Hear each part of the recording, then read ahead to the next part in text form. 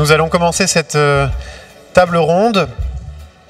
Je vous remercie d'être aussi nombreuses et nombreux aujourd'hui pour venir discuter avec nous d'armée et de changement climatique. Alors, pour être tout à fait honnête avec vous, je ne pensais pas que cette thématique mobiliserait autant de personnes à Saint-Dié. Quand j'ai appris qu'on le faisait ici dans cette salle, je me suis dit, vous êtes sûr? Et en fait, si. Donc, merci beaucoup. Les armées sont concernées par le changement climatique de plusieurs manières.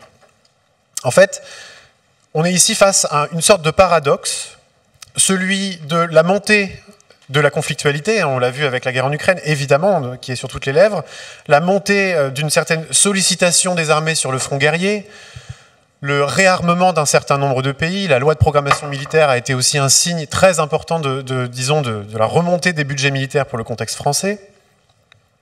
Et dans le même temps, les armées sont prises aussi dans un contexte de montée en puissance des préoccupations environnementales. Elles font face aussi à une exigence de décarbonation, on pourrait dire, une exigence de sortie de la dépendance aux énergies fossiles, et même, disons, un contexte de transformation potentielle de leur mission, qui pourrait devenir, à la mesure de l'augmentation du nombre, de la fréquence et de l'intensité des catastrophes, des missions plus environnementales ou humanitaires. Et donc, parler d'armée et de changement climatique, c'est poser plusieurs questions qui ont autant à voir avec les questions environnementales, contribution des armées au changement climatique, coût climatique de la guerre par exemple, qu'avec les questions sécuritaires. Transformation des missions militaires, je le disais, multiplication des fronts de conflictualité ou moyens alloués aux armées. Et donc pour parler de ces questions, je suis très heureux d'accueillir 3 personnes. La première que je vais présenter, c'est Sophia Cabej. Sophia Cabej, qui est doctorante à l'université du Queensland en Australie et chercheuse associée à l'IRIS, l'Institut des relations internationales et stratégiques, et contributrice à l'Observatoire Défense-Climat. On reparlera de cet observatoire, donc je me permets de repousser le moment où on détaillera ce que c'est un peu plus tard. Adrien Estève, ici présent, maître de conférence en sciences politiques à Sciences Po Strasbourg et ancien chercheur de l'IRSEM, l'Institut de recherche stratégique de l'école militaire, et François Gemène, professeur à HEC et co-directeur de l'Observatoire Défense-Climat, porté par l'IRIS en collaboration avec le ministère des Armées français. Pour ma part, donc, je vais animer ce débat. Je m'appelle Florian Opillard, je suis le directeur scientifique de cette édition du Festival de Saint-Dié, et je suis chercheur à l'IRSEM, l'Institut de recherche stratégique de l'école militaire. Pour commencer, je m'assois donc. Cette discussion sera organisée en 3 temps. Dans un premier temps, j'aimerais qu'on parle d'abord un peu du cadrage de la discussion, c'est-à-dire du contexte dans lequel ont lieu ces politiques dites de verdissement des armées ou ces transformations, la transformation des missions militaires. Adrien Estève, on peut commencer par vous, il me semble. Vous avez récemment publié un ouvrage qui s'appelle « Guerre et écologie » et qui, en fait, quand je l'ai eu entre les mains la première fois, a été presque contre-intuitif, dans le sens où on associe finalement assez rarement la guerre et l'écologie, les armées et l'écologie. Quels sont les liens que vous essayez de tracer entre l'armée et l'écologie? Bon, tout d'abord, merci beaucoup d'avoir organisé cette table ronde sur un sujet qui me tient à cœur et sur un sujet que je considère comme éminemment important aujourd'hui. Comme vous l'avez rappelé, dans un double contexte de militarisation du monde, donc très avancé, avec une hausse des budgets militaires, un retour de la guerre, même si voilà, la guerre était encore présente, hein, on l'oublie souvent, mais comme la guerre en Syrie il n'y a pas si longtemps que ça, la guerre en Libye, mais bon, sur le sol européen, ça nous touche en tant qu'Européens particulièrement. Et un contexte de crise écologique, de crise climatique globale. Donc à mon avis, il y a un intérêt très fort aujourd'hui et une demande très forte de réflexion pour croiser ces 2 enjeux. Et c'était l'objet du livre justement que j'avais publié avant la guerre en Ukraine, justement, qui demanderait peut-être d'ailleurs à être réactualisé avec elle, donc Guerre et écologie. Bon, il y a 3 grandes manières, à mon sens, d'aborder ces questions. Il y a la manière très traditionnelle qui consiste à faire un lien, et le lien évident, entre militarisation du monde et dégradation écologique. C'est-à-dire qu'il y a un lien qui existe entre l'augmentation du nombre de conflits et leurs conséquences écologiques. Ça, c'est quelque chose qui est, j'ai envie de dire, assez ancien, pour tout le dire. Même les conflits de l'Antiquité, on retrouve des traces pour les historiens qui sont parmi nous, voilà, un certain nombre de preuves qui sont dans les roches, dans les sols, dans les mers, etc.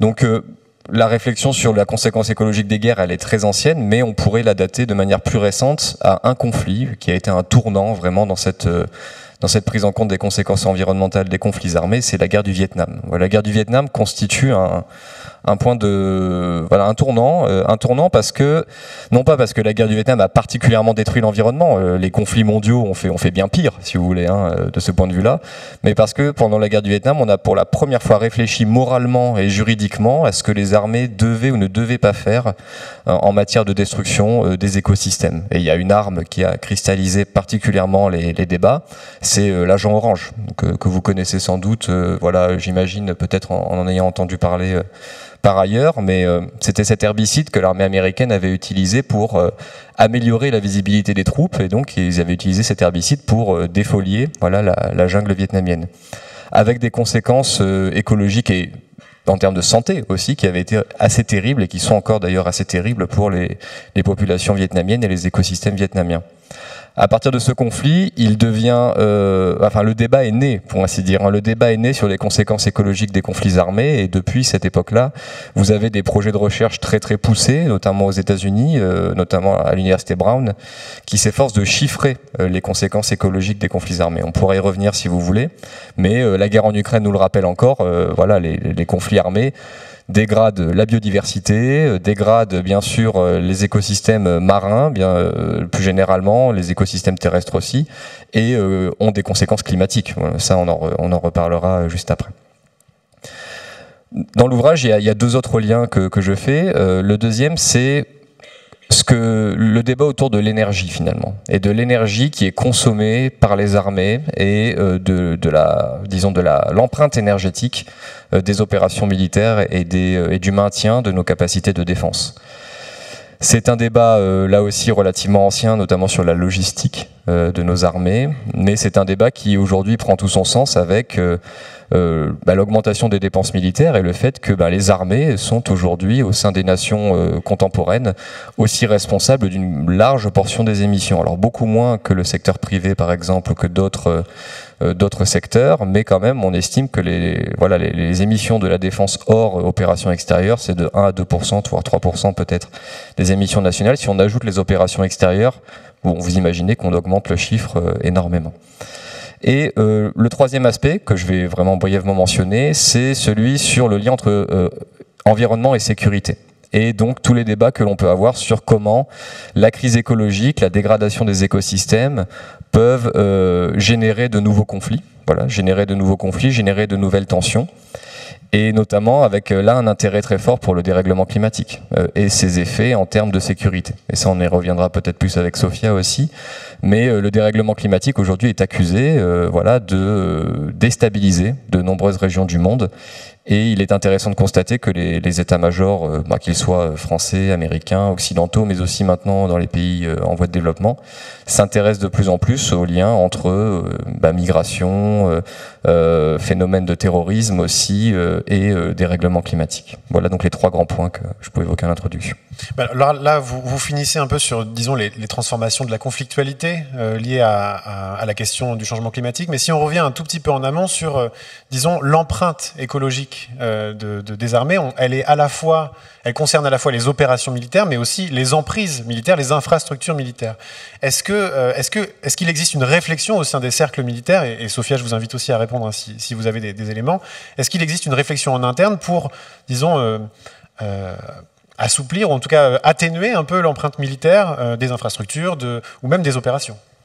Alors ça existe aujourd'hui. Au sein de l'armée française, il y a des efforts pour trouver de nouvelles sources d'énergie qui soient, disons, tout aussi efficaces et peut-être moins carbonées, en tout cas moins coûteuses, parce qu'il faut savoir que il y a un principe quand même fondamental. Les armées ne consentiront à faire des efforts en matière écologique que si ça a un avantage économique ou un gain économique, voire peut-être un gain opérationnel sur le terrain. Il ne faut pas voir les armées comme des acteurs convaincus de la cause écologique, mais ils le feront, ça vous surprendra pas, mais ils le font uniquement quand on les persuade, on les convainc, et François pourra revenir dessus parce qu'il y a une grande expérience là-dedans, que ça leur apporte un avantage opérationnel ou en termes de coût des opérations.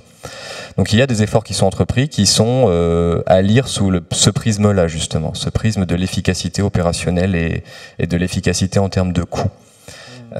Sachant qu'aujourd'hui, pour vous donner un simple exemple, le fait de consommer des hydrocarbures en opérations extérieures, par exemple, c'est plus aussi intéressant qu'auparavant opérationnellement parlant. Dans les nouveaux types de conflits, où on veut être plus silencieux, où on veut être plus, ciblé, Les hydrocarbures ne sont plus forcément l'énergie, disons, prioritaire. On pense aussi aujourd'hui aux moteurs hybrides qui peuvent être déployés par la France au Sahel ou par ailleurs.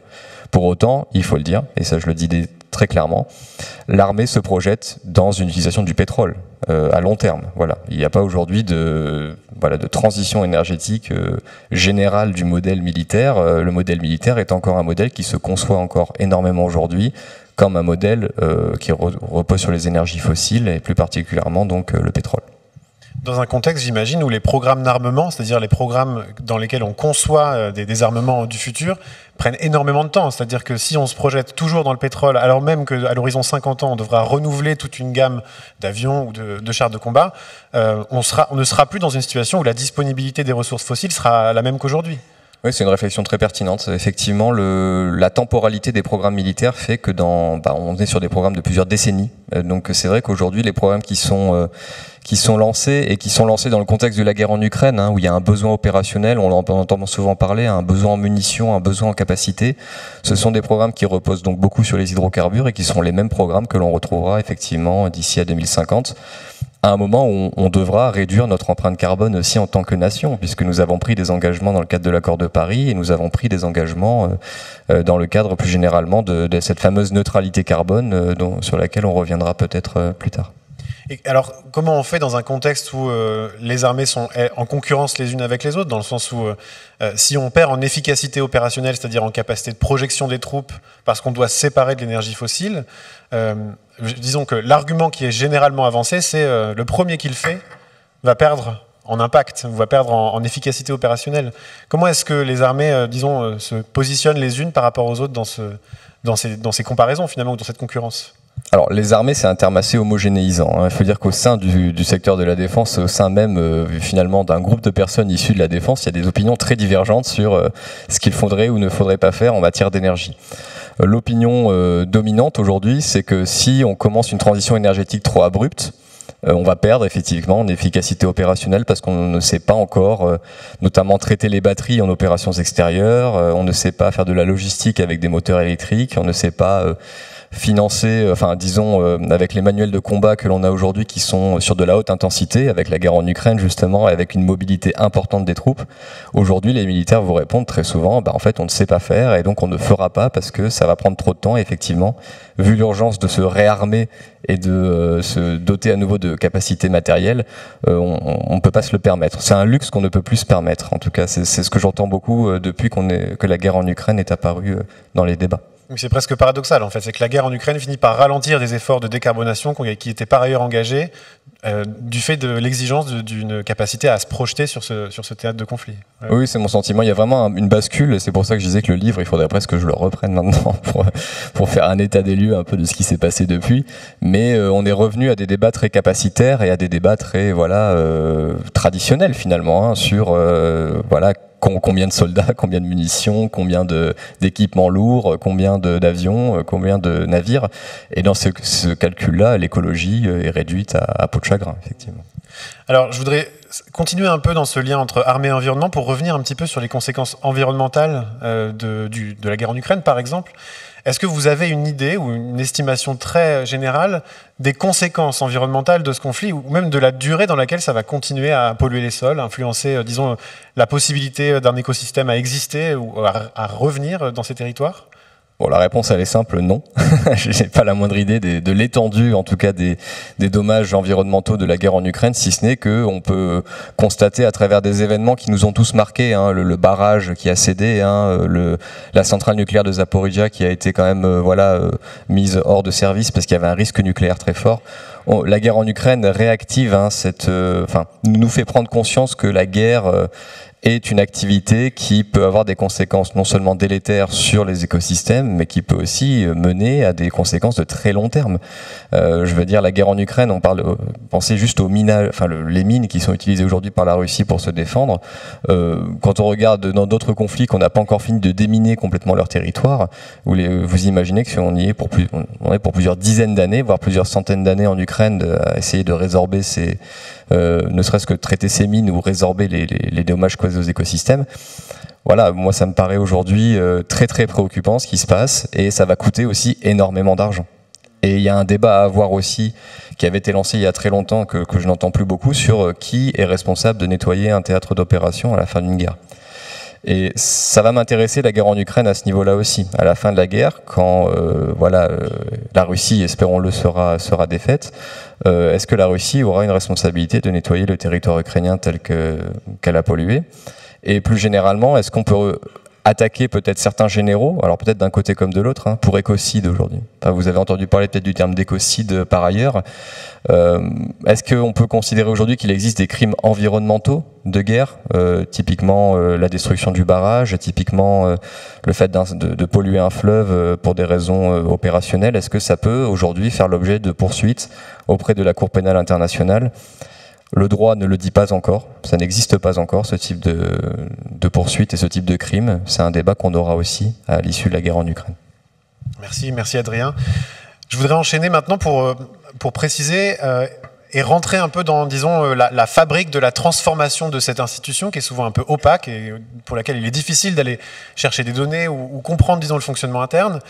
Sophia Cabej, vous êtes précisément en train de faire une thèse qui traite des enjeux d'adaptation des armées au changement climatique en termes organisationnels, c'est-à-dire comment ce ministère, quand je dis ministère c'est très large, mais comment cet ensemble d'institutions essaie de prendre ce virage. Je voudrais vous demander, qu'est-ce que vous constatez comme adaptation, déjà dans les grandes lignes, et puis après peut-être sur quel type de secteur du ministère des Armées est-ce que cette adaptation prend forme ? Bonjour à tous, merci pour l'invitation. Peut-être avant de répondre à la question, je voulais juste compléter ou ajouter quelque chose à ce qu'Adrien était en train de dire.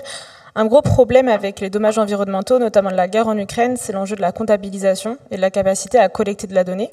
Pour avoir essayé justement de travailler là-dessus, en entrant en contact avec des personnes qui étaient sur place, en fait, on ne sait pas, on n'a pas la capacité, notamment pour des raisons simplement de danger, de savoir exactement qu'est-ce qui a été endommagé, dans quelle mesure, etc. Et donc, on a un vrai problème de comptabilisation. On a eu une mission d'information qui a été créée, notamment avec Laurence Tubiana, qui a pour mission justement d'essayer de répertorier tous les dommages qui ont été causés, essayer de chiffrer tout cela, de manière en effet à pouvoir demander des réparations par la suite. Et cet enjeu de la comptabilisation, il rejoint ce qu'on disait juste avant sur l'enjeu de la transition énergétique, c'est-à-dire qu'on a un vrai problème à pouvoir comptabiliser les émissions de gaz à effet de serre qui proviennent des appareils militaires et des appareils de défense.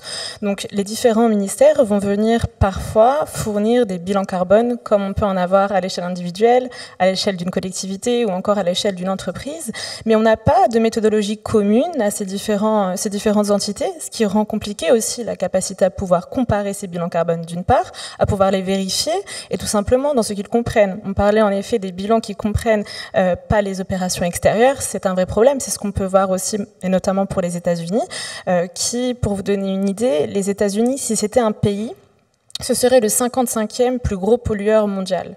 Donc ça, c'est uniquement pour le département de la défense américain, une estimation qui est sans doute à la baisse, au regard des chiffres que l'on a. Et donc cet enjeu de la comptabilisation, il est quand même crucial, parce que pour pouvoir atténuer, il nous faut un point de départ. Pour pouvoir diminuer les émissions, pour pouvoir savoir où on en est aujourd'hui. Donc je reviendrai là-dessus dans le cas du ministère des Armées français, mais vraiment poser cette question-là, la question du point de départ, comme on le fait à l'échelle notamment étatique, par rapport aux années 90, on va diminuer de temps d'ici à telle année, donc 2030 ou 2050. Donc ce point, il est important de l'adaptation, de l'atténuation des armées.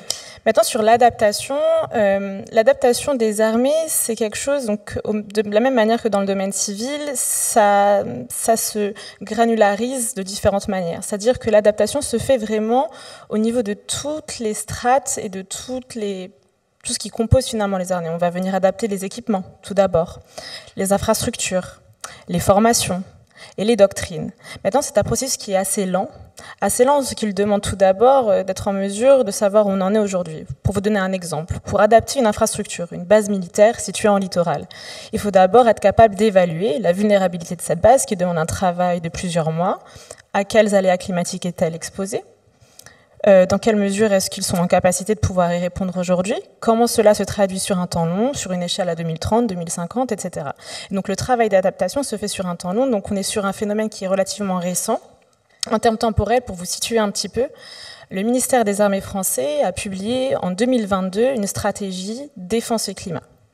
Cette stratégie, qui est la première à l'échelle française visant à adresser les enjeux de sécurité climatique de la part du ministère des Armées français, établit différents objectifs, dont celui d'adapter l'appareil militaire.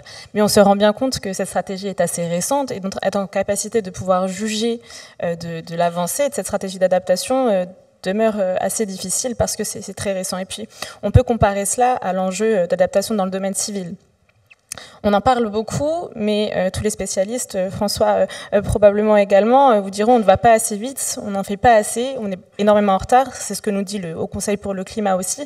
Et donc dans le cas des armées, c'est pas tant différent, mais c'est quand même un enjeu opérationnel en ce qu'ils vont devoir en effet s'adapter à des nouveaux théâtres d'opération, des théâtres qui sont plus extrêmes, avec des chaleurs plus chaudes, beaucoup plus froides quand on parle de l'Arctique pareillement. Et donc c'est quelque chose qui est quand même dans leur tête.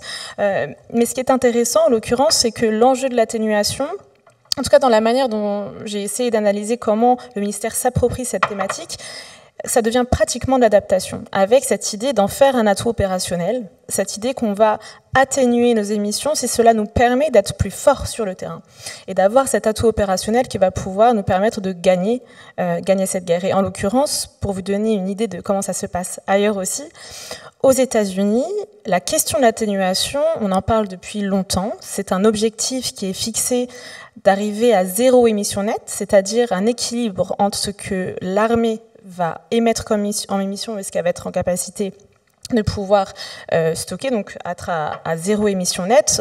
Ils souhaitent atteindre cet objectif à 2040. Donc on est sur un objectif quand même extrêmement ambitieux. De l'autre côté de la Manche, côté britannique, l'armée de l'air prévoit d'être net zero, donc 0 émission nette d'ici 2046 également. Donc on a des ambitions climatiques qui sont très importantes et dans leur cas, lorsqu'ils présentent ces ambitions-là, alors vous vous doutez bien que, comme en France, tout l'appareil militaire n'est pas forcément convaincu de l'atout opérationnel que cela peut être pour eux, mais ils le présentent vraiment comme ça. C'est-à-dire, ça va réduire notre vulnérabilité en opération, parce que être dépendant du pétrole, ça demande d'être apprévisionné, ça donne une vulnérabilité. On a pu le voir dans des conflits précédents, notamment en Afghanistan ou encore en Irak. Les plus grosses pertes humaines, c'était pendant le ravitaillement par des convois, et c'était cela qui était attaqué majoritairement. Et donc on voit que c'est une vulnérabilité pour eux. Et donc cette question de l'atténuation, cette question de la transformation du système énergétique, il revêt aussi un aspect stratégique en ce qui va permettre de réduire une vulnérabilité attachée aux énergies fossiles. Voilà. Merci. Alors là, vous dressez un portrait comparatif des stratégies d'atténuation. Il me semble que vous vous penchez plus précisément sur le contexte franco-français. Est-ce que vous pourriez décrire les dynamiques qui sont à l'œuvre depuis 2015-2016, notamment, et la création de cet observatoire défense-climat auquel vous avez participé, puis François Gemène, n'hésitez pas aussi à décrire cette dynamique. En quoi ça consiste concrètement ? Alors on va diviser la discussion en 2 temps. Je parlais de l'atténuation, donc des enjeux énergétiques, parce que, en tout cas à mon sens, tel qu'on les voit, au sein du ministère, il y a quand même une scission dans la manière dont sont traités les enjeux énergétiques d'une part, et d'autre part des enjeux climatiques. Et cela se voit notamment au regard des différentes stratégies publiées. Je viens de vous parler de la stratégie défense et climat, mais on a aussi eu une stratégie énergétique de défense qui a été publiée, elle, en 2020, et qui se construit autour d'un triptyque qui est le suivant: consommer moins, donc consommer moins d'énergie fossile, consommer sûr, être en mesure de sécuriser nos approvisionnements, notamment d'énergie fossile, mais aussi de sécuriser les différents systèmes dont on a besoin pour pouvoir se déplacer et pouvoir faire fonctionner l'appareil. Et puis enfin, donc consommer sûr, consommer moins, consommer mieux. Et donc consommer mieux, c'est l'idée de diversifier les sources d'approvisionnement, mais aussi être en capacité d'être plus efficace énergétiquement. Donc on a cette stratégie qui est sortie en 2020. Ce qui est intéressant pour autant à noter, c'est que contrairement aux 2 autres ministères dont je viens de vous parler, donc le département de la défense américain ou le ministère de la défense britannique, dans cette stratégie, on n'a pas d'objectif chiffré d'atténuation.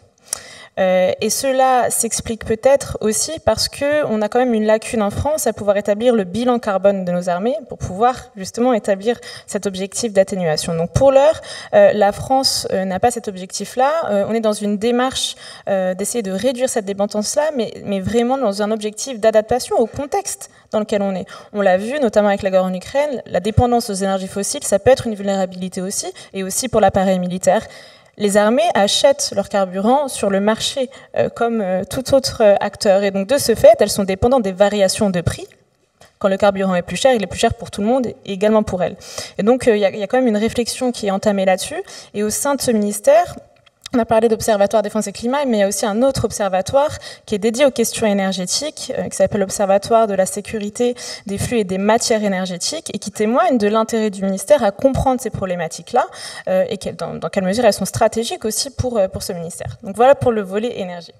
Maintenant pour le volet climat. Alors, donc Adrien pourrait également en parler, il a beaucoup travaillé dessus, mais c'est vrai que 2015, l'année de la COP21, ça a vraiment été un tournant. Un tournant, pourquoi?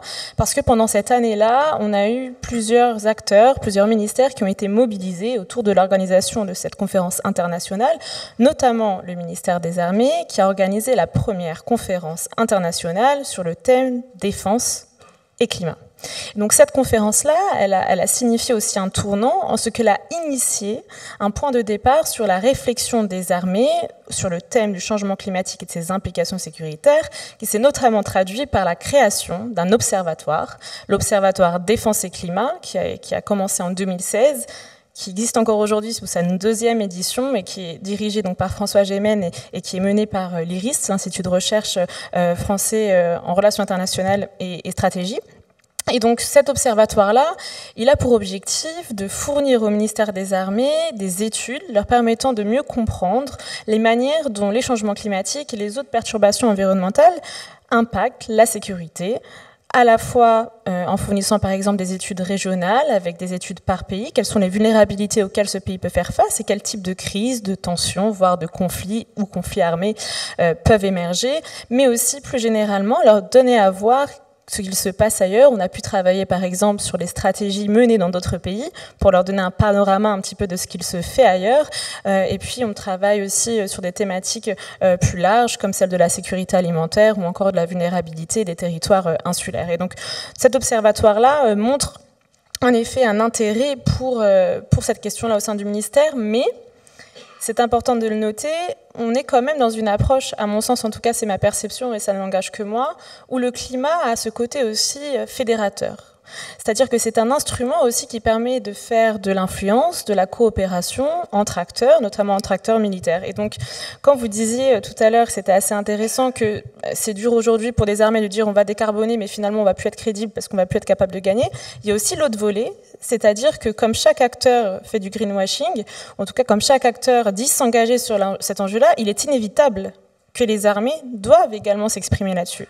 Elles vont devoir se positionner, elles doivent se positionner parce qu'il y a une attente aussi de la société civile, de la part de tous les acteurs et surtout des plus pollueurs et ceux qui sont responsables de cela.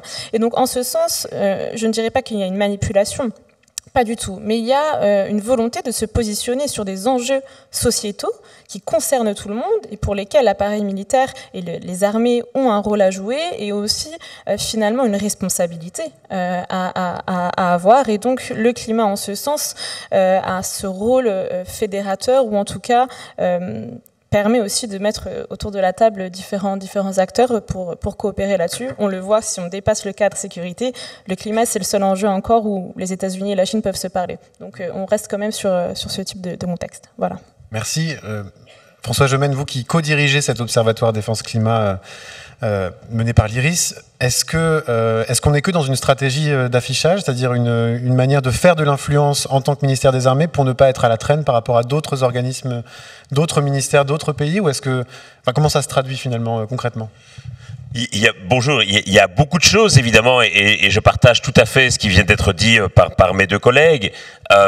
Il y a bien entendu la nécessité de répondre à une pression sociale et citoyenne qui attend des administrations, et a fortiori des administrations avec une très lourde empreinte carbone, comme le ministère des Armées, qu'ils se transforment. Il y a un intérêt opérationnel et stratégique évident. Aujourd'hui, tous les pays du monde conservent des réserves stratégiques de pétrole, et je dis souvent que tant que ces réserves stratégiques seront des réserves de pétrole, ça sera le signe que nous sommes toujours à l'âge des fossiles. Et quelque part, le premier pays qui parviendra à se passer de ses réserves stratégiques de pétrole, c'est très bien qu'il aura un énorme avantage compétitif sur les autres. Et potentiellement, les recherches qui sont menées dans le domaine militaire sur des carburants alternatifs sont des recherches qui pourront potentiellement avoir un énorme impact au niveau civil. Il ne faut pas oublier que certaines des technologies qui ont été des technologies fondamentales au cours du XXe siècle ont été déployés au départ pour des usages militaires. C'est le cas de l'énergie nucléaire, c'est le cas d'Internet, qui sont au départ des technologies qui avaient été réfléchies dans un usage militaire et puis qui se sont déployées à un usage civil.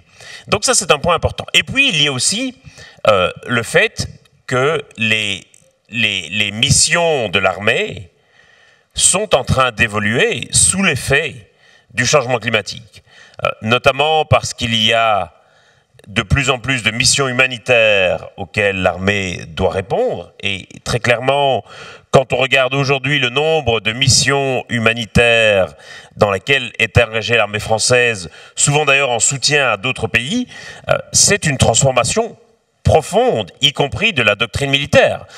Au départ, l'armée n'est pas conçue pour mener des opérations humanitaires, et pourtant, elle est très souvent appelée en renfort, voire même en première ligne, et ce n'est pas uniquement le cas de l'armée française. Je donne 2 ou 3 exemples.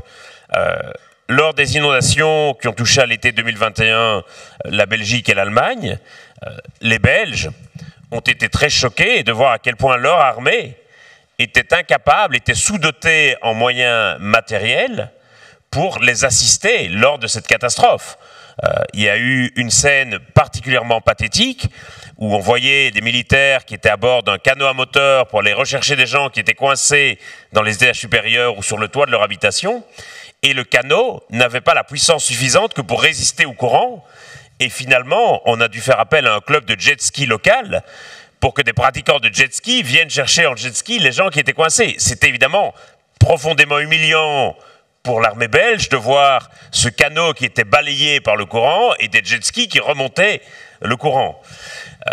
Ça implique des changements de doctrine aussi parfois importants. En Australie, par exemple, jusqu'à il y a peu, la doctrine militaire australienne prévoyait que les réservistes ne pouvaient être déployés que lors d'opérations extérieures au territoire australien.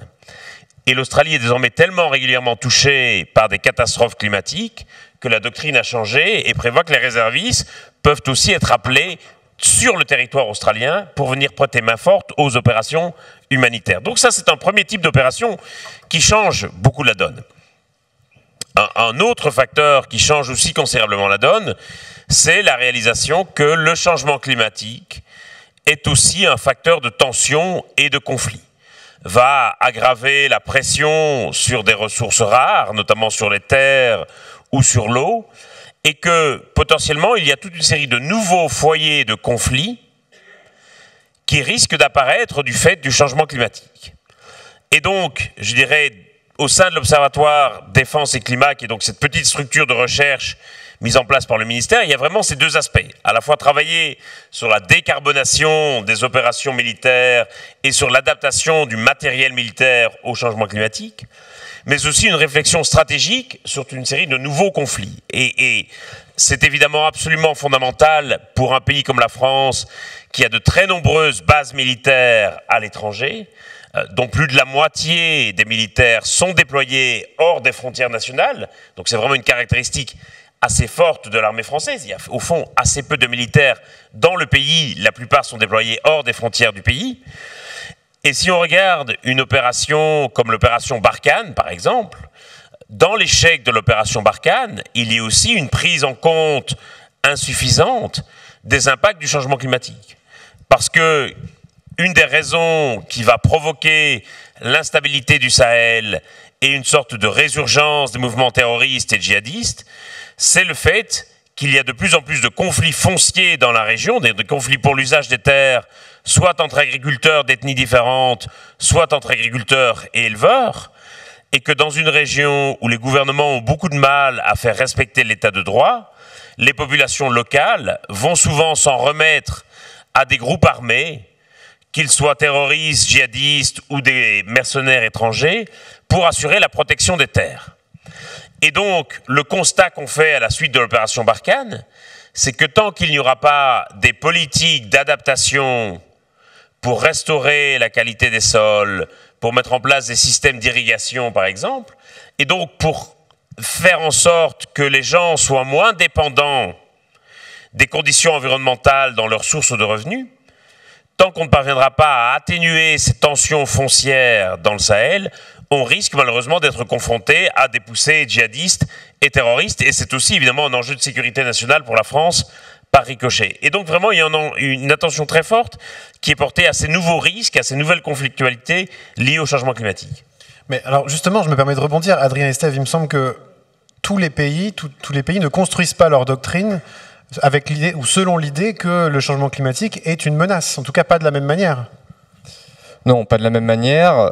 Il y a une expression qui est consacrée quand même aujourd'hui, qui fait un peu autorité auprès de la plupart des ministères de la Défense et des gouvernements, c'est de considérer le dérèglement climatique comme un multiplicateur de menaces. Voilà, le terme qui est consacré, c'est multiplicateur de menaces. C'est un terme qui a été amené à l'ONU et au Conseil de sécurité des Nations Unies par les Américains, par l'administration Obama en particulier, donc qui depuis fait autorité pour qualifier le type de relation entre le dérèglement climatique et la sécurité.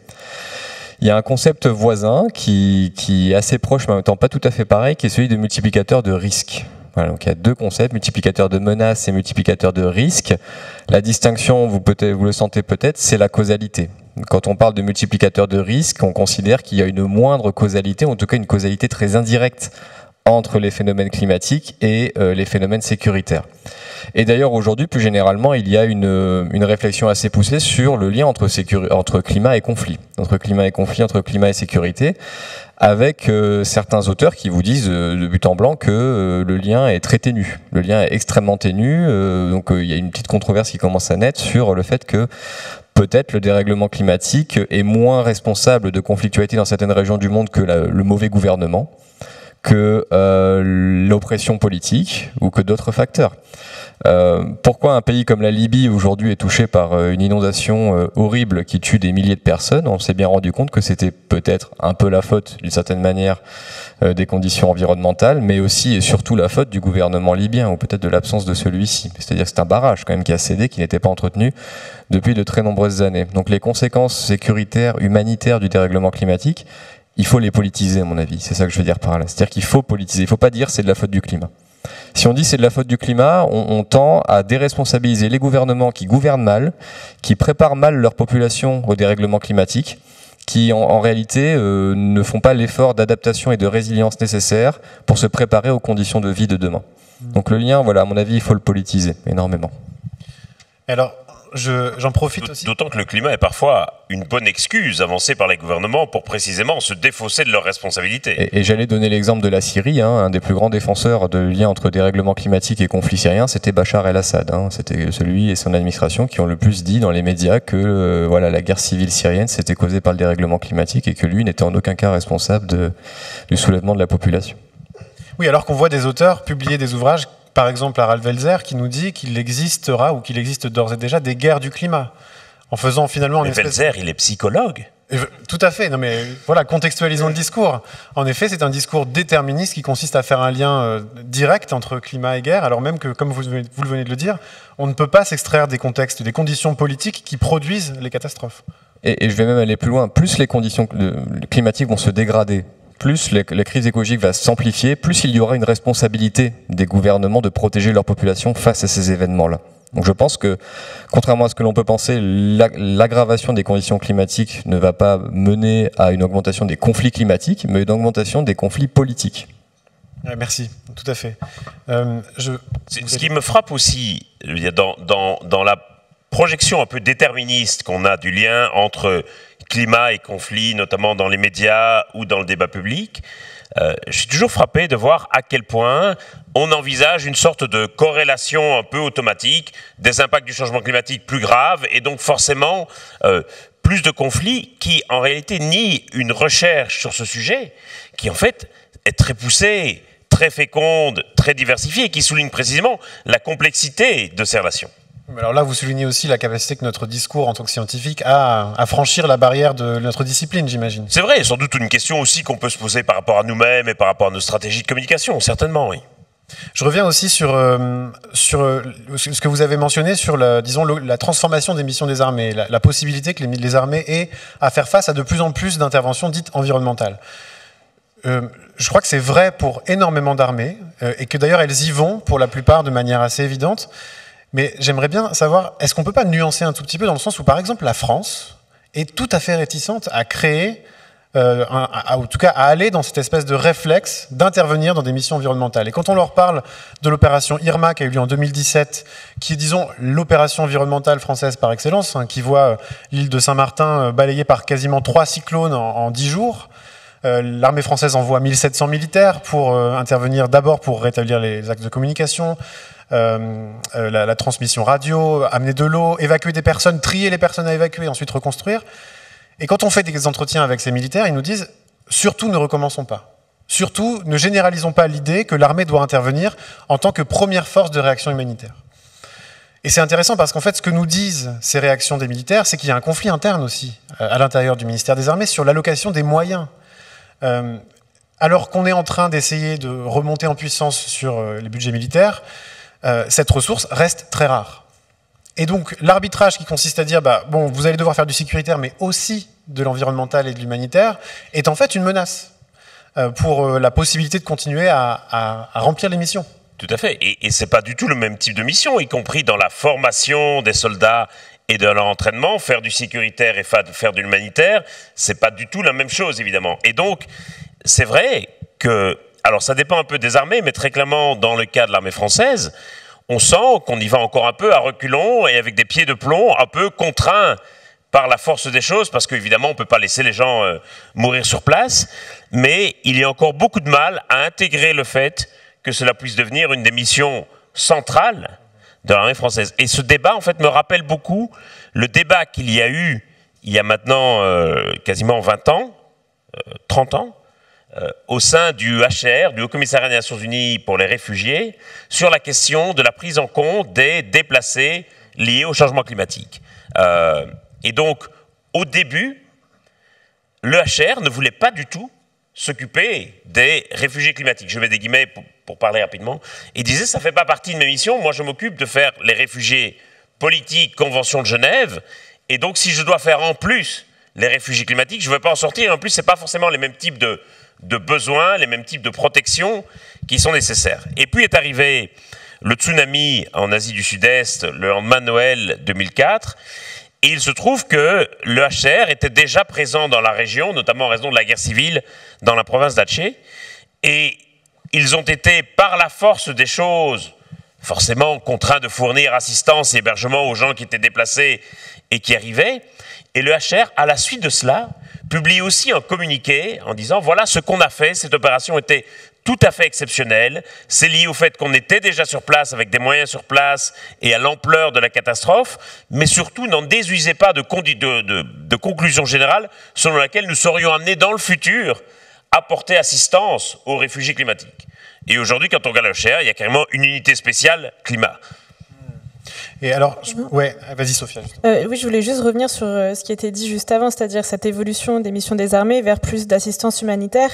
En fait, dans le discours général, on entend comme si c'était une fatalité et on va devoir le faire, mais en fait, et surtout dans le contexte français, on oublie parfois qu'on est censé avoir des unités de protection civile dotées de moyens.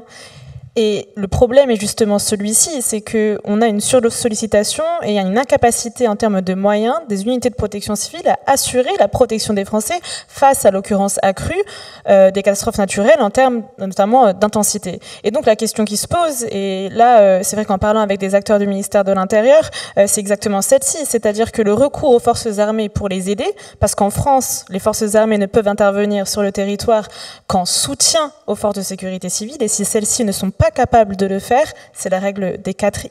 Et donc, il souligne justement le problème qui est celui-ci, c'est qu'ils n'ont pas les capacités à répondre. Et donc, plutôt que de réfléchir uniquement au fait que les missions des armées vont évoluer vers plus d'humanitaire de fait, aussi réfléchir parallèlement à l'évolution de notre modèle de gestion de crise, des moyens qui y sont alloués et des manières aussi dont on a de réfléchir l'action humanitaire sur nos territoires et ailleurs. Mais voilà, c'était juste une petite parenthèse. Non, mais ça me permet, c'est très bien parce que ça me permet en fait d'approfondir un tout petit peu la question des réticences au changement, en tout cas à la transformation, pour aller vers plus de missions dites environnementales. Est-ce que, et là c'est une question pour vous trois, est-ce que vous constatez dans, disons, les enquêtes que vous menez en lien avec les personnels du ministère des Armées des réticences soit idéologiques, en fait, à traiter de la question du changement climatique, parce que de fait, on a des personnes qui continuent à véhiculer des discours climato-sceptiques dans cette institution spécifique, ou est-ce qu'on est plutôt sur en fait, des réticences qui sont routinisées, c'est-à-dire qui sont propres à des modes d'organisation collectifs? Ça dépend honnêtement, à la fois beaucoup des corps de l'armée. Par exemple, très clairement, le corps de l'armée qui est le plus engagé sur ces questions, et de loin, c'est la marine. Alors, je ne sais pas si ça tient au fait que les marins sont davantage en lien avec les éléments que les événements ou pas, mais très clairement, ce sont de loin les marins qui sont les plus engagés, et il faut le dire aussi, qui sont surtout les plus compétents et les plus qualifiés pour parler de ces sujets. Et moi, je constate vraiment, quand on discute avec des personnels militaires, souvent une énorme différence entre la connaissance et la compréhension du sujet qu'ont les marins par rapport à celle qu'ont des officiers de l'armée de terre ou de l'armée de l'air. Et puis, il y a aussi des questions de personnalité, c'est-à-dire que les militaires sont aussi des citoyens. Certains sont véritablement conscients de la nécessité pour les armées de se transformer et de prendre en compte cet enjeu-là. D'autres le font uniquement parce que c'est une consigne qu'ils ont reçue du ministre ou du ministère et le font un peu à reculons, et on voit bien qu'ils considèrent ça comme une sorte de gadget. Sophia? Oui, je partage exactement ça. En fait, il y a autant de perspectives pratiquement que d'individus au sein de ces institutions-là. Et en l'occurrence, au sein du ministère des Armées français, on a un aspect aussi générationnel qui est très important. Cet aspect générationnel avec quand même une élite, celle qui prend les décisions, qui est assez âgée et qui n'a pas forcément les mêmes lignes de compréhension et clés de compréhension que ceux qui sont plus jeunes et qui ont grandi en fait dans ce monde avec un processus à l'œuvre qui est celui des changements climatiques, des dérèglements climatiques et qu'ils comprennent la nécessité de complètement repenser la manière dont on opère. Donc c'est la première chose. Et il y a un peu aussi un aspect caricatural en ce que pour certains, en effet, les armées, c'est pas leur métier d'aller sauver les gens. Leur métier, c'est d'aller faire la guerre. Et donc, pour certains, ça les intéresse pas tellement d'aller donner des bouteilles d'eau, ça les intéresse pas tellement d'aller sauver la population, et à l'inverse, on en a d'autres qui considèrent que, bien sûr, c'est leur rôle. C'est leur rôle de protéger la population, et cela se fait par divers moyens. Donc, j'aurais du mal à établir une ligne claire sur ce qui s'y passe, c'est vraiment divers, et c'est ce qui est aussi complexe, et intéressant, bien entendu, à étudier, mais complexe en ce qu'on aurait du mal à prédéterminer ce qui pourrait se passer et advenir. Mais certainement, l'aspect générationnel aura à faire beaucoup en ce que ce ministère pourra se transformer sur cette question-là. Oui, j'allais parler du biais générationnel, justement, de la distinction. Enfin, quand on fait des entretiens avec des vieux généraux de l'armée de terre, hein, si on croise les biais, disons, ou avec un jeune officier de marine, on tombe sur des réponses relativement différentes, sans trop caricaturer, mais souvent, c'est malheureusement ce qui se passe. C'est-à-dire qu'il y a un biais générationnel, un biais de corps, effectivement. Il y a aussi un fort climato-scepticisme auprès d'une certaine partie de l'armée, ça, il faut le dire, hein, et j'ai été confronté à des discours ouvertement climato-sceptiques au cours de certains entretiens. Et dernier élément que je voulais ajouter, tu parlais de l'aspect organisationnel. Je pense qu'il y a des routinisations bureaucratiques qu'il ne faut pas négliger, effectivement. On disait, Sophia a mentionné la séparation entre l'énergie et le climat au sein du ministère des Armées. Moi, ce qui m'a toujours étonné, c'est la séparation entre la logistique, l'énergie et le climat. C'est-à-dire que la logistique, c'est encore autre chose. Et la toute petite évolution qu'on a eue récemment sur l'aspect logistique, c'est qu'on avait un service des essences des armées qui désormais s'appelle le service de l'énergie opérationnelle. On ne parle plus d'essence officiellement dans les armées, on se qualifie maintenant d'énergie opérationnelle pour dire qu'on explore d'autres pistes éventuellement. Mais on doit Total Énergie. Ouais, exactement. C'est une très bonne comparaison. Et c'est effectivement eux aussi dont on parle quand on parle de climat. Seulement quand au sein de l'organisation, on ne les rattache pas à la question du climat. C'est intéressant. En fait, on se rend compte que cette transition forcée est portée par la question énergétique opérationnelle plutôt que par des préoccupations, disons, de décarbonation des infrastructures ou des emprises foncières. Oui, et stratégiquement, quand on veut intéresser les militaires à la question climatique, c'est très bien et très intéressant de le faire sur le biais énergétique, pour les plus réticents en tout cas. Et alors, juste un autre point aussi, qui est un autre cheval de Troie d'une certaine manière, c'est aussi un argument de coopération militaire. C'est-à-dire que pour faciliter les contacts avec certains pays, c'est très clair, par exemple, avant l'affaire des sous-marins, c'était très clair avec l'Australie, c'est très clair maintenant avec l'Inde, c'est-à-dire que c'est identifié d'un point de vue diplomatique comme un champ de coopération possible, parce qu'on considère qu'on a affaire à une sorte d'ennemi commun et qu'on peut partager un certain nombre de ressources, Et puis, à partir de là, il y a peut-être d'autres processus de coopération militaire qui vont s'engager, mais vraiment l'angle d'approche par le climat est généralement un angle assez facile en termes de coopération. Et pour vous donner un exemple, d'ailleurs, il existe un mécanisme de coopération des armées françaises avec les pays d'Europe du Nord et d'Europe du Sud qui s'appelle le mécanisme 5+5 et qui tous les ans fait des espèces de réunions et produit un rapport pour, disons, décrire l'état de la menace.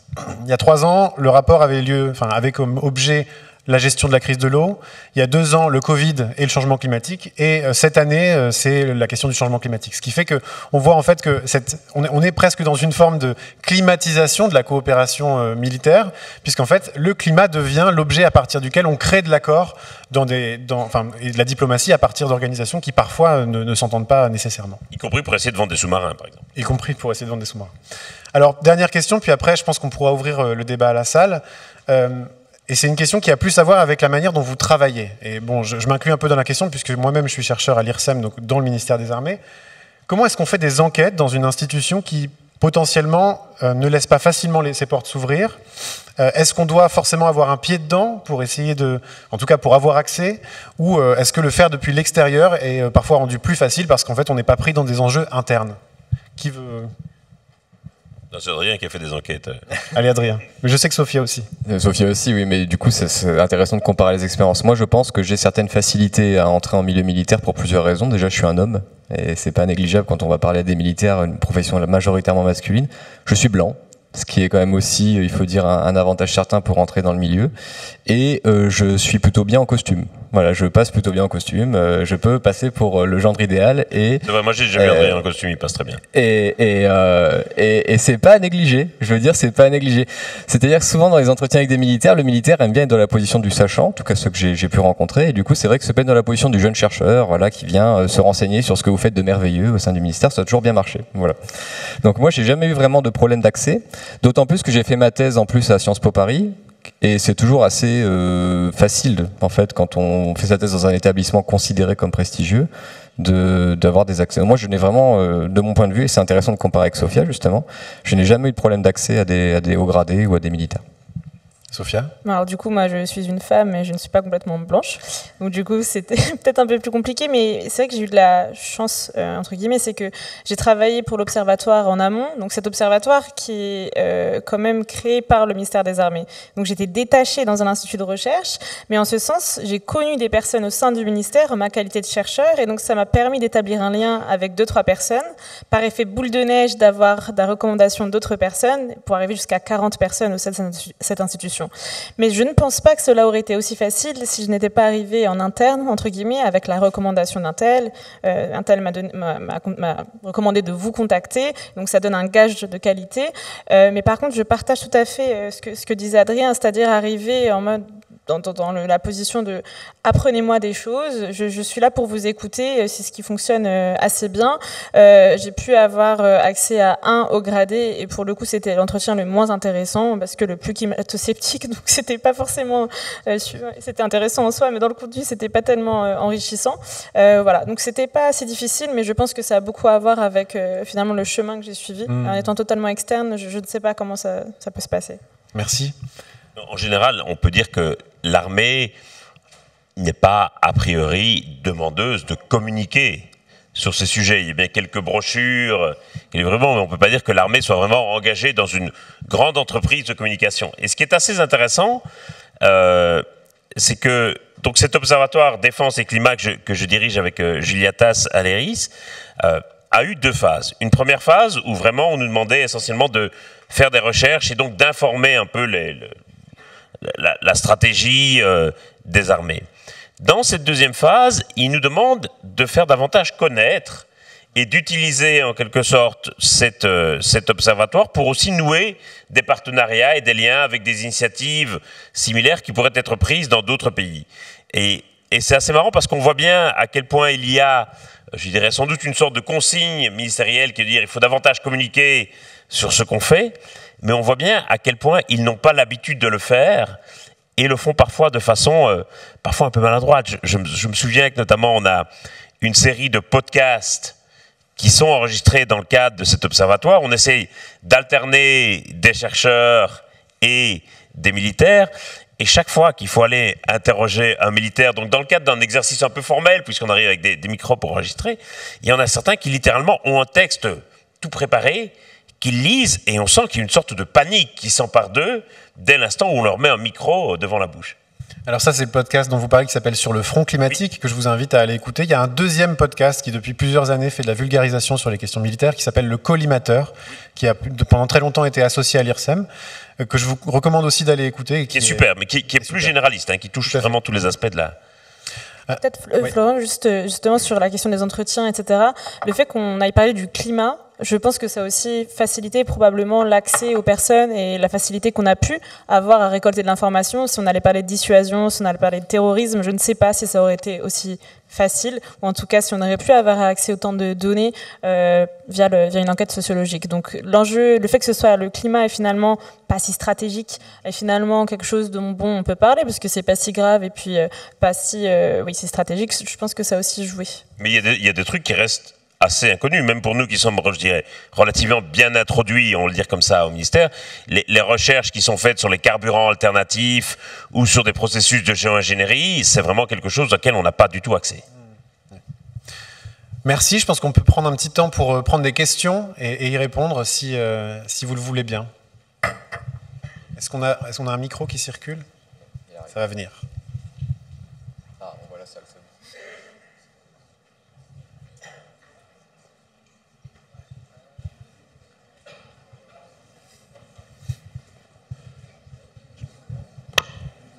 Bonjour. Je voudrais une question un peu parallèle. Est-ce qu'il existe aujourd'hui dans le monde des doctrines militaires, je pense au monde non occidentaux, qui ne sont pas du tout engagés dans ce processus et qui même éventuellement le considéraient comme un facteur de faiblesse dans une hypothèse climato-sceptique justement? C'est-à-dire, est-ce que par exemple la doctrine militaire russe ou chinoise résonne comme j'ai essayé de le résumer? Autrement dit, les Occidentaux s'affaiblissent en allant dans ce sens. Ce qu'on peut tirer, ce qu'on peut dire déjà, c'est que le lien entre climat et sécurité est très occidental. C'est-à-dire que c'est beaucoup dans les armées occidentales que ce lien est fait. Quand on regarde ce qui se passe au Conseil de sécurité des Nations Unies, par exemple, la Chine, vous avez raison, l'Inde, la Russie, s'oppose systématiquement à toute reconnaissance du lien entre les deux et considère que ça n'a pas lieu d'être. Voilà, et que du coup les armées ne doivent pas s'engager dans une réflexion sur le climat, voire que c'est potentiellement dangereux de le faire pour les armées chinoises, russes aussi. Donc elles ont cette vision effectivement très, non seulement dubitative, j'ai envie de dire, mais presque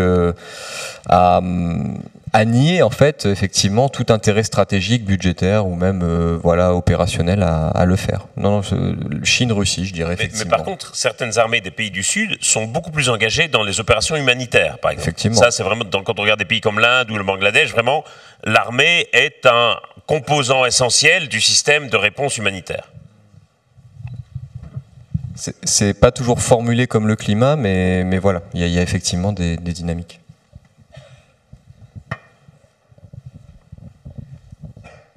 Qu'est-ce que vous avez à commenter sur l'utilisation des armes nucléaires, biologiques et autres armes de destruction massive et en lien avec l'écologie? Sacrée question.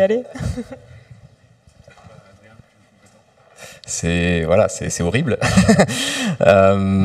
Sur le biologique et le chimique, j'ai parlé tout à l'heure de l'agent orange, de l'herbicide qui a été utilisé au Vietnam. Ça n'a pas pour autant ouvert la porte à un grand débat, disons plus généralement, sur toutes les armes que l'on pourrait classifier comme potentiellement écocides. C'est vrai qu'on n'a pas aujourd'hui de listing de toutes les armes qui pourraient être considérées comme utilisées dans des contextes de destruction volontaire et disproportionnée de l'environnement. Donc aujourd'hui, quand vous parlez d'armes biologiques, elles ne sont pas condamnées comme des armes qui détruisent l'environnement. Elles sont détruites parce qu'elles sont proscrites parce qu'elles détruisent l'humanité, elles détruisent les corps humains. Le chimique, c'est pareil. Le chimique, il n'est pas aujourd'hui condamné dans les conventions internationales parce qu'il détruit l'environnement, mais parce qu'il détruit l'homme, les corps humains. Donc on est encore dans une vision très anthropocentrée, voilà, très centrée sur l'humain, du fait de légiférer sur ces armes. Voilà. Même le nucléaire, c'est pareil. Le nucléaire n'est jamais condamné pour ses conséquences environnementales dans aucun traité, uniquement parce qu'il détruit les sociétés ou les humains. Voilà. Donc vous avez raison, il faudrait peut-être sortir de cet anthropocentrisme. Et je suis plutôt favorable d'ailleurs. Peut-être pour compléter aussi, au sujet de l'agent orange, suite à ce qui s'était passé, on a une convention qui a été adoptée, la seule convention qui s'appelle la convention ENMOD et qui interdit l'utilisation de l'environnement et la modification de l'environnement comme une arme, donc une arme non conventionnelle en l'occurrence. Donc cette convention, elle a été signée par de nombreux pays, mais pas par la France et pas par Israël non plus. Donc on en est là aujourd'hui au niveau de la réglementation internationale. Cela étant, il y a la question aussi de la relativisation qui est parfois un peu vertigineuse. C'est certain que le glyphosate à côté d'une arme biologique, je veux dire, bon. Moi, je me souviens avoir été très interpellé lors d'une conférence récemment par un monsieur qui était dans la salle. Et donc, la conférence portait pas du tout sur les enjeux de sécurité, et plus largement sur les enjeux de climat. Et le monsieur me dit, mais enfin, pourquoi est-ce qu'on s'emmerde avec tous ces trucs sur les logements, les voitures, l'alimentation? Pourquoi est-ce que vous, qui travaillez sur le climat, vous n'allez pas simplement arrêter les guerres? Et c'est vrai que quand on regarde l'empreinte carbone associée aux guerres, c'est absolument vertigineux. Vraisemblablement, l'empreinte carbone associée à la guerre en Ukraine, même si il est encore peu connu aujourd'hui, va sans doute réduire à néant des années et des années d'efforts et d'actions dans plusieurs pays pour réduire les émissions. Ça a quelque chose d'absolument vertigineux. Une autre question, si là-haut vous avez assez de puissance de voix, Oui. vous pouvez la crier. Oui. C'est bon, c'est moi. D'abord, merci pour ce débat. Je voulais revenir au départ quand vous avez parlé des quelques pourcents en termes d'émissions qui sont liées à l'armée, des quelques pourcents d'émissions de gaz à effet de serre. Est-ce qu'on a des vrais moyens d'action là-dessus? Est-ce qu'on a des leviers? Parce qu'on peut penser à l'électrification, mais honnêtement, je vois mal des camions se déplacer en étant électriques, puisqu'on a moins d'autonomie ou des choses comme ça. Est-ce que c'est que des effets d'annonce de greenwashing, ou est-ce qu'on a des vrais leviers d'action? Il y a des choses qui sont faites. La difficulté, c'est... Je ne peux pas dire que rien n'est fait. Il y a vraiment des... Bon, on réfléchit à des solutions de sobriété, de plus grande efficacité énergétique, etc. La difficulté, c'est qu'il y a parfois cette idée que la fin justifie les moyens. Et donc c'est un secteur très très difficile parfois, parce qu'ils considèrent que ce qu'ils font est tellement important, tellement crucial, que toute mesure de réduction des émissions risquerait quelque part de porter atteinte à leur efficacité. Je donne juste un exemple. On parle beaucoup des émissions liées à l'avion. Il y a eu un débat en France sur l'utilisation des jets privés. Je peux vous dire que les émissions d'un jet privé comparées aux émissions d'un avion de chasse, c'est rien du tout. Mais dès lors qu'on commence à aborder le débat en disant est-ce qu'il faut forcément autant d'heures de sortie des avions de chasse, est-ce qu'il y a moyen de réduire un peu les vols des avions de chasse au strict nécessaire, ça devient une discussion assez compliquée. C'est une discussion du même type que celle qu'on a avec le secteur hospitalier, par exemple, qui est aussi responsable d'une très lourde empreinte carbone, avec notamment énormément de déchets médicaux, des groupes électrogènes, etc. Et quand on aborde la question potentiellement de la réduction des émissions dans le secteur hospitalier, il y a toujours cette réticence, pas partout, mais de certains médecins ou directeurs d'hôpitaux, disant attention, ce qu'on fait est tellement important et tellement crucial que nous n'allons pas pouvoir nous tracasser de réduire notre empreinte carbone. Merci, pardon. Alors, aussi pour mettre aussi un peu en perspective, il y a ce qui se passe en France. Donc, Adrien donnait le chiffre 1, 2, voire 3% des émissions mondiales. C'est le chiffre auquel correspondent les émissions des armées. On ne peut pas comparer le département de la défense américain à l'armée française ou à d'autres armées. C'est-à-dire ils n'ont pas la même force, ils n'ont pas le même budget, ils n'ont pas les mêmes capacités. Et donc, notamment si on parle d'électrification, par exemple, si on électrifie, ça complexifie les systèmes, ça nécessite beaucoup de surveillance, ça nécessite une logistique qui va changer. Et tous les appareils militaires ne sont pas capables, en tout cas à l'heure actuelle, d'effectuer ces modifications. Et donc pour avoir discuté notamment avec des logisticiens français, il décrivait exactement cet écart-là entre, certes, le besoin et la volonté de le faire, mais la capacité réelle à le faire et à le faire aussi en opération. C'est-à-dire la capacité de le faire sur nos infrastructures, là où les hommes s'entraînent, en métropole par exemple. Là, on peut peut-être, et c'est notamment les efforts qui sont faits, on fait beaucoup d'efforts sur la décarbonation des emprises en ce qu'elles fonctionnent au jour le jour, avec des véhicules électriques, avec finalement cet effort qui est fait de la même manière que dans le domaine civil, mais dès qu'on passe à la projection des forces, là, il y a un enjeu de capacité à le faire et de capacité à le faire de manière sûre pour les hommes que l'on envoie et pour l'institution elle-même. Et donc, il y a une vraie question de capacité globale de l'institution aux États-Unis.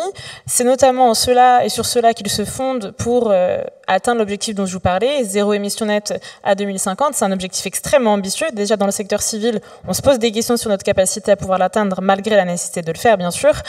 Et donc, là-bas, on a beaucoup plus d'argent, de recherches qui sont mises, et simplement de leviers d'action, et notamment de capacité à mettre ça en œuvre sur le long terme, que l'on aurait la capacité à le faire en France. Oui, bon, tout a été à peu près dit, disons, du point de vue de pourquoi on n'arrive pas à estimer vraiment bien. Donc il y a des activités de sécurité nationale qu'on ne peut pas de toute façon toucher parce qu'elles sont protégées sur le sceau du secret et elles sont trop importantes, comme le disait François, c'est l'ultima ratio, hein, donc on n'a pas le droit d'y toucher d'un point de vue de la décarbonation. Et il y a toutes les opérations extérieures aussi, toutes les guerres. Voilà, là on n'y touche pas parce que là aussi, on opère comme on veut, tant qu'on gagne, on a raison. Voilà, en gros, c'est ça. Donc la décarbonation aujourd'hui dans les armées françaises et les autres armées, elle ne concerne que les activités sur le territoire national qui ne relèvent pas des activités considérées comme de sécurité principale pour la défense nationale en l'occurrence. Donc ça concerne la rénovation énergétique des bâtiments, ça concerne la protection de la biodiversité sur les terrains militaires éventuellement, voilà, mais des choses qui sont vraiment finalement assez annexes. Et il y a une chose à laquelle on n'a pas parlé d'ailleurs, et moi je constate une résistance à la décarbonation du point de vue des approvisionnements énergétiques aujourd'hui. C'est assez intéressant. Aujourd'hui on a une grosse réflexion quand même sur nos approvisionnements énergétiques avec la guerre en Ukraine. On se dit effectivement qu'on doit s'approvisionner en hydrocarbures ailleurs. Les partisans de la décarbonation militent pour le renouvelable, effectivement, et c'est plutôt une bonne chose hein, de penser aux énergies renouvelables. Et aujourd'hui vous avez un discours au sein de l'armée qui dit mais si on passe à un système sur les énergies fossiles, un système renouvelable, on va dépendre d'une autre nation qui produit énormément de terres rares qui servent pour les batteries, c'est la Chine. Et moi aujourd'hui on m'oppose très souvent l'argument, vrai ou faux, mais souvent quand même assez exagéré, que si l'armée se décarbone complètement, on dépendra directement de la Chine. Et on reproduirait une situation comparable à celle qu'on a connue ces dernières années avec la Russie pour les hydrocarbures. Donc voilà aussi un frein qui est présenté par certains officiers à la décarbonation des armées. Je pense qu'on a encore le temps pour 2 questions. Plus que 2. Plus que 2 Donc, bonjour. Oui. C'est pour un devoir. J'aimerais savoir comment concrètement l'armée française compte s'adapter au réchauffement climatique. S'adapter, c'est pour toi, c'est ça. Vous êtes où Tout là-haut. Ok. Ok. Alors, comment concrètement l'armée française compte s'adapter au changement climatique ? On a le discours officiel. Pour avoir une connaissance de la manière dont ils perçoivent, dont ils conceptualisent la chose. Si vous êtes intéressé par ça, je vous invite à lire et à aller regarder un document stratégique officiel qui a été publié l'année dernière, en 2022, et qui détaille exactement toutes les manières dont ils prévoient de s'adapter. Ouais, c'est la stratégie défense et climat, exactement. En fait, le problème, c'est que cette stratégie demeure assez floue. Donc, on a des grands objectifs. Par exemple, adapter les infrastructures, par exemple, adapter les formations. Comment on va le faire ? Ça, on attend encore. Donc, comment concrètement ils prévoient de le faire ? Je me pose la même question que vous.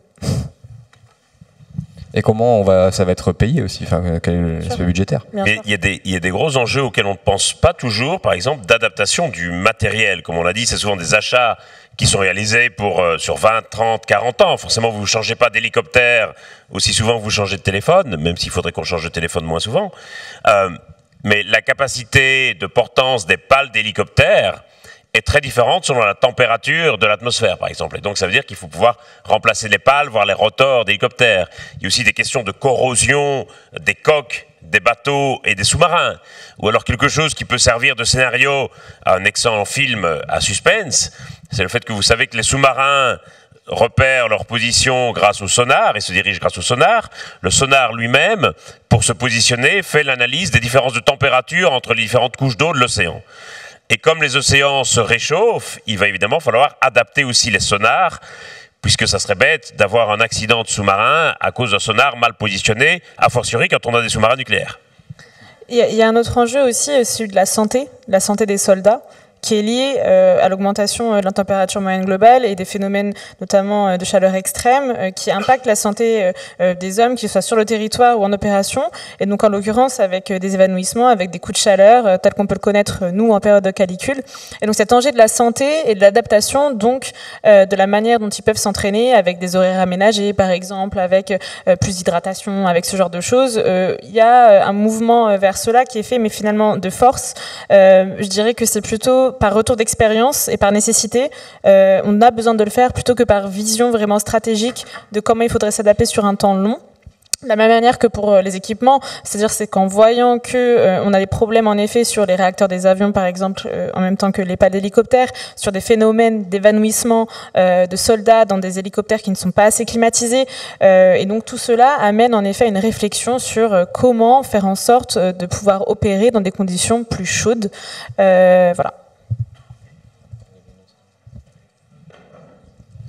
Bonjour. Moi j'ai une simple question, c'est dans vos discours, vous mettez souvent en avant l'électrique, etc. Mais racheter un parc automobile ou aéronautique ou marin converti à l'électrique, ça coûterait énormément de sous. Pourquoi il n'y aurait pas une solution comme on passe tout simplement à du bioéthanol ou etc. qui coûterait concrètement moins cher à l'armée française dans le futur et qui est aussi finalement renouvelable et moins cher que le diesel ou le gasoil, etc. Il y a l'enjeu tout simplement, comment est-ce qu'on produit cette bioénergie. Donc le biocarburant, c'est quelque chose, c'est une réflexion qui est intégrée par le ministère des Armées. Ils réfléchissent à cela, à comment l'intégrer, mais il y a un enjeu tout d'abord, c'est qu'il va falloir adapter tous les moteurs. Il va falloir aussi, il y a une grosse question pour l'armée française notamment, c'est la question de l'interopérabilité entre les armées, notamment entre les armées otaniennes. Et donc ces armées doivent pouvoir utiliser les mêmes carburants, pouvoir être capables de ravitailler les avions sur différents endroits. Et donc cette question du type de carburant, elle est cruciale. Il y a des pipelines qui existent où ces différents carburants circulent et donc il va falloir se mettre d'accord. Et si on avance ce type de transformation, il faut que toutes les armées le fassent en même temps si on veut garder cette interopérabilité. Dans le contexte géopolitique actuel, il me semble que cette question-là sera centrale sur la capacité de l'OTAN à opérer et de ces différentes armées à opérer. Et puis bien sûr, pour produire du bioéthanol ou du biocarburant, on a besoin de biomasse.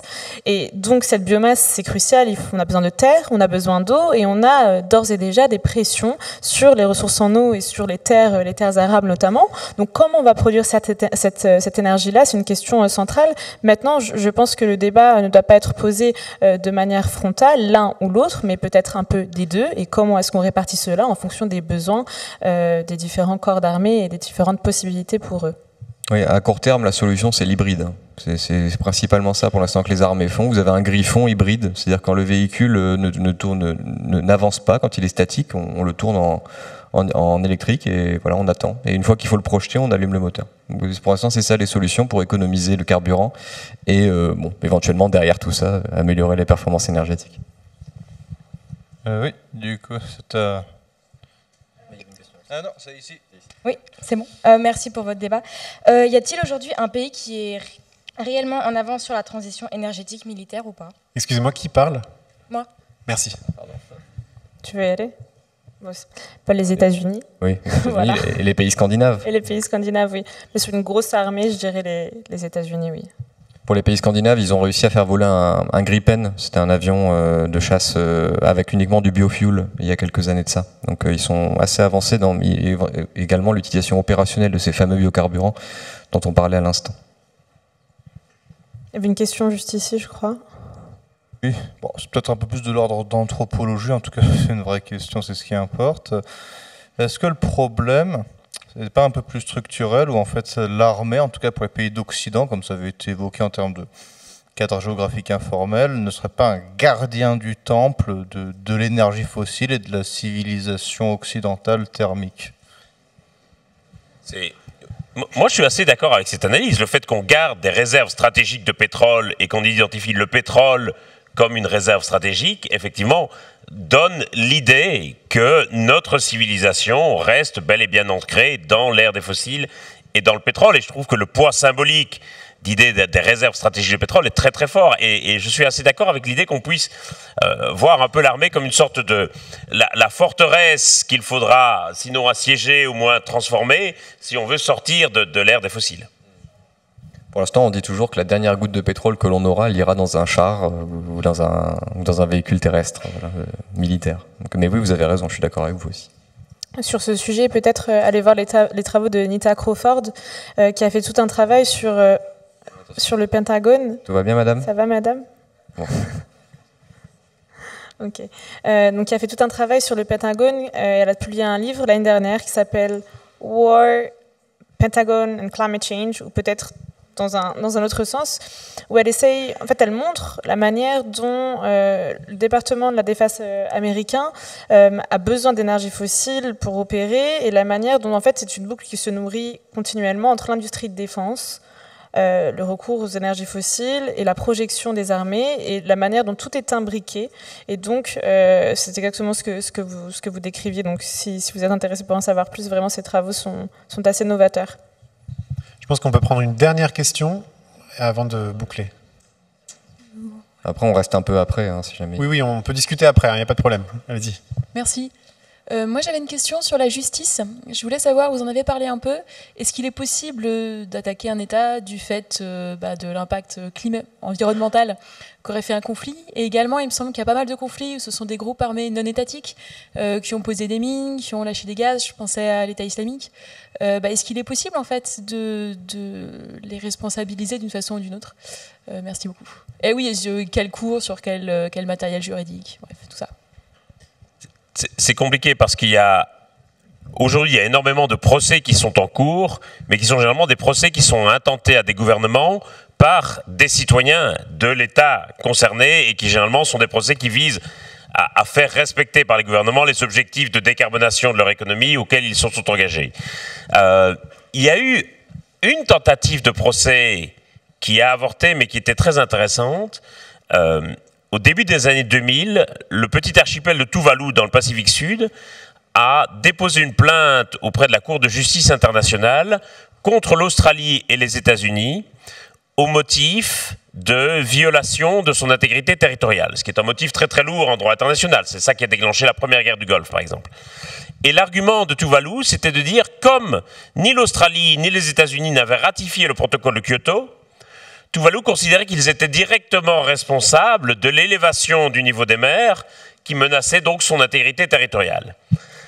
Le problème, c'est que le procès n'a jamais eu lieu parce que c'était Tuvalu, et dès que l'Australie et les États-Unis ont eu vent du procès, ils ont simplement menacé de couper les vivres de l'aide internationale, et Tuvalu a rapidement retiré sa plainte.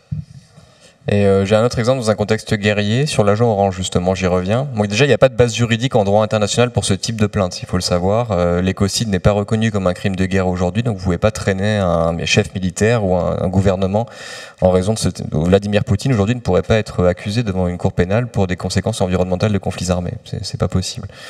En revanche, il y avait après l'agent orange des victimes vietnamiennes et les vétérans de l'armée américaine qui avaient des deux côtés posé des plaintes contre le gouvernement américain. Les vétérans américains avaient réussi à avoir des compensations.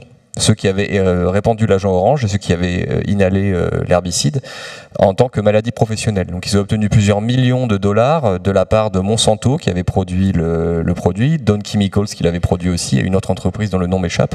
Donc, eux avaient obtenu des compensations. Les victimes vietnamiennes n'en ont jamais obtenu. Voilà, jamais, parce que les juges américains qui ont reçu leur plainte ont dit qu'elle n'était pas recevable, il n'y avait pas de base juridique pour les compenser sur cette base-là. Donc uniquement les vétérans. Donc la réponse à votre question est malheureusement non. Union Carbide, non, la troisième? Pardon? C'est pas Union Carbide, la troisième? Oui, c'est ça, Union Carbide. Merci beaucoup à toutes et tous pour toutes ces questions. Donc si ces questions vous intéressent, je vous invite à ne pas hésiter à aller consulter les travaux des intervenants respectifs de cette table ronde. Ils sont disponibles en ligne.